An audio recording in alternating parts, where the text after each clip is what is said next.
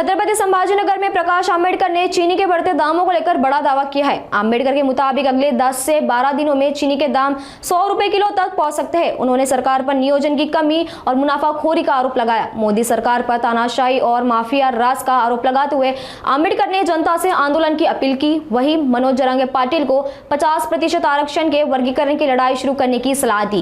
कांग्रेस को भी महात्मा गांधी की विचारधारा के मुताबिक स्पष्ट भूमिका लेने की नसीहत दी। चलिए एक नजर डालते हैं उनके विस्तृत बयान पर। कुठल्याच पद्धतीचं नियोजन नाही,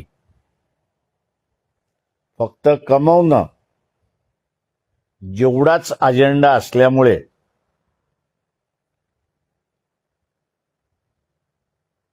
रॉ शुगर जी आहे आणि मळी जी आहे ही इथेनॉलकडे वळवल्यामुळे यावर्षी भारताला डबल किमतीमध्ये 10 मिलियन टन साखर आयात करावी लागते अशी परिस्थिती आहे। आज साखरेचा भाव 80 रुपये आहे। येत्या 10-12 दिवसामध्ये तो 100 रुपयावरती जाईल।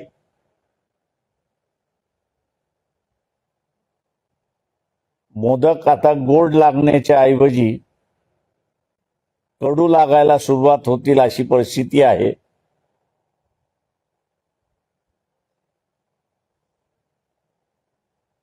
लागोपाठ सण आहेत, नवरात्र आहे, दिवाळी आहे। शासन हे आम्ही धर्माने हिंदू आहोत असं म्हणतात आणि धर्माचं आम्ही संरक्षण करतो असं गाजावाजा करतायत। परंतु धर्म पाळत असताना सण हा सुद्धा एक अविभाज्य भाग आहे।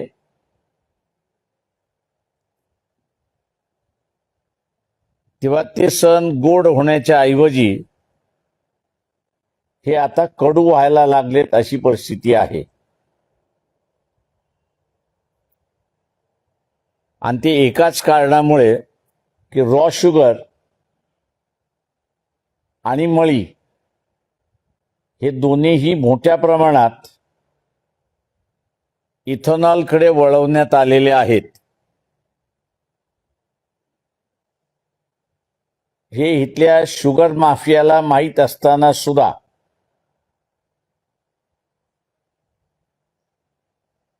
ही शुगर माफिया शांततेने बसले, कारण का त्यांच्या लक्षात आलं की एवढ्या मोठ्या प्रमाणात रॉ शुगर आणि इथेनॉल करण्यासाठी गेलं तर भारताला लागणारी साखर ह्याच्यामध्ये शॉर्टफॉल होणार आहे।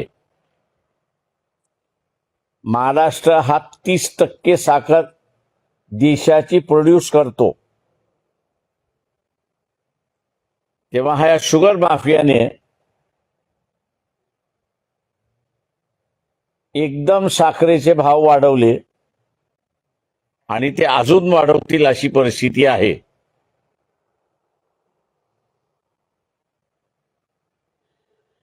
जनतेला आमचं एवढंच सांगणं आहे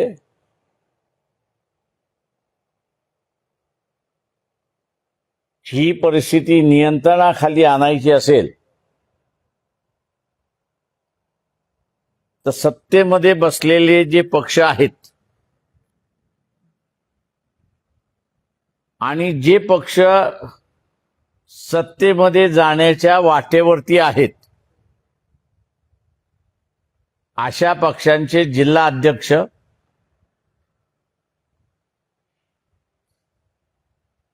पंचायत समितीचे सदस्य, जिल्हा परिषदेचे सदस्य,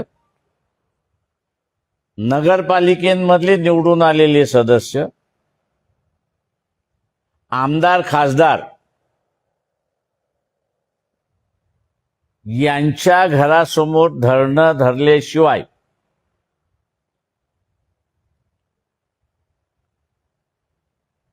हे हम करो सो कायदा जो आहे किंवा वृत्ती जी आहे आम्हालाच कळतं आणि आम्ही जे करू ते तुम्ही मान्यच करा,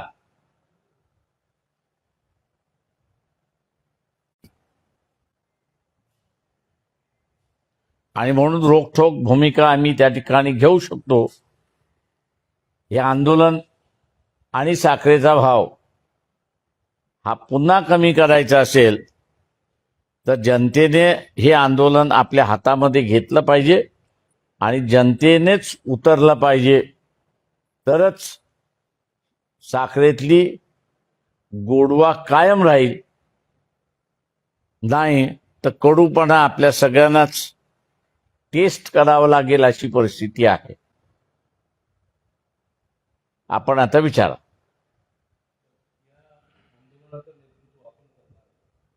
जनतेने हे आंदोलन केलं पाहिजे. आम्ही असताना त्यांच्याबरोबर राहणार. जनतेने सुरुवात केलं की आम्ही त्यांच्याबरोबर राहणार. बघा, हे व्यापक आंदोलन आहे. पंचायत समिती सदस्य आहे, जिल्हा परिषद सदस्य आहे, नगरपालिकेचा सदस्य आहे, महानगरपालिकेचा सदस्य आहे, आमदार आहे, खासदार आहे. या सगळ्यांच्या घरासमोर तुम्हाला निदर्शनं केल्याशिवाय आत्ता गत्यंतर नाही. हे डिक्टेटरचं सरकार आहे आणि डिक्टेटर हा एकाच गोष्टीला घाबरतो. मी नेहमी म्हणतो, तो कुठल्या राजकीय पक्षाला घाबरत नाही, तो कुठल्या नेत्याला घाबरत नाही, पण तो मास, ज्याला जनता आपण म्हणतो, त्यालाच डिक्टेटर घाबरतो. हे आपल्याला जंतर मंतरच्या आंदोलनावरनं लक्षात आलं असेल.